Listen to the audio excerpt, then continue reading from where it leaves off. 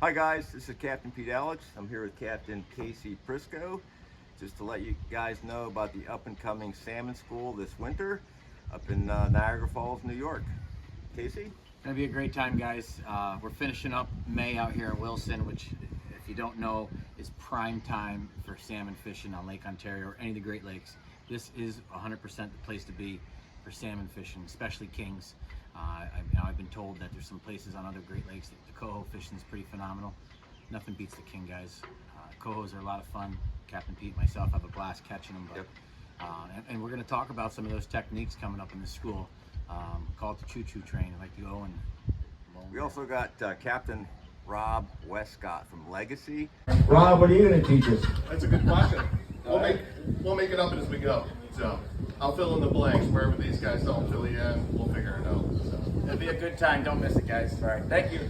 Rob's got a lot of knowledge. He's been doing a lot. He's one of the most consistent tournament guys up here, actually. I call him Mr. Consistency. That's my nickname for Rob. So he'll be doing the school with us. Yeah, I can't wait. He's a good guy. Definitely knows a lot of different areas of the lake, and like he said, very consistent. Always in that top 10 placing.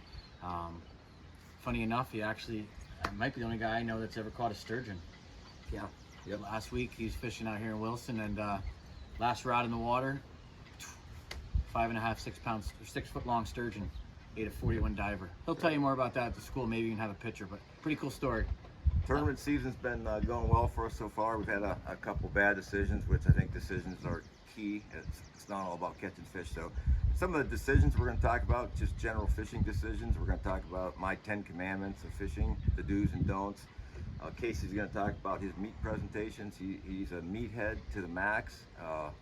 He's one of the most consistent or best meat fishermen I know. We're going to talk about tools like, fish hawk, how we use our fish hawks, the importance of these fish hawk devices, as well as divers, double divers, like I mentioned, meat, spoon, a whole bunch of different tactics. We might talk a little bit about tournaments or decisions for that, since a lot of guys who attend these do fish tournaments. Sure. So it's going to be an event that you probably don't want to miss. It might sell out early. The last couple events sell out pretty quick. They're just a very popular school up in Western New York. There's a lot to do during that whole weekend, actually. Yeah, a with lot tackle, of vendors, custom vendors. tackle.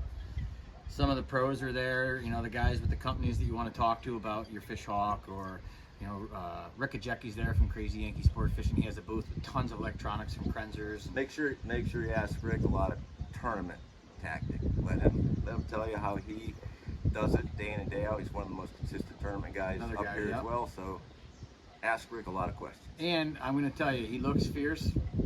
Pussycat. All bark, no bite. It's What about his brother Craig? Craig's so Rick's the silverback and Craig's the honey badger. That's like the two brothers there.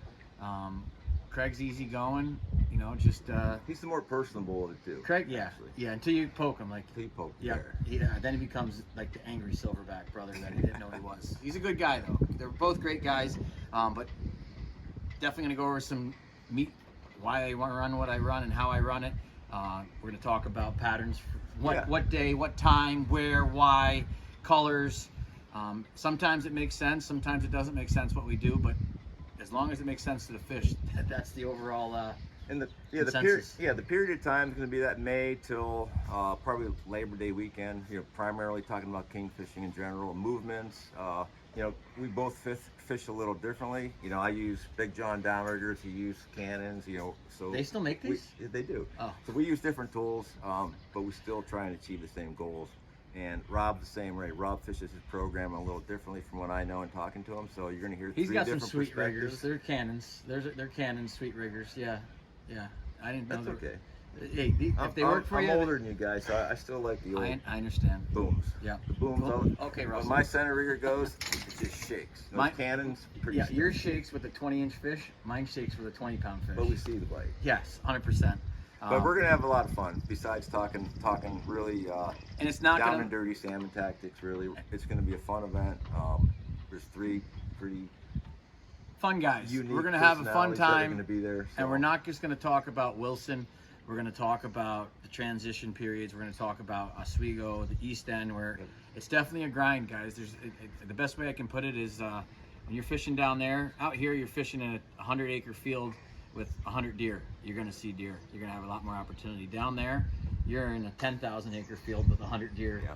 And you better have everything right. Your angle, your direction, as Tom Allen says, we're going to go over a bunch of techniques and things to notice to make you a better fisherman. So Tom will be there.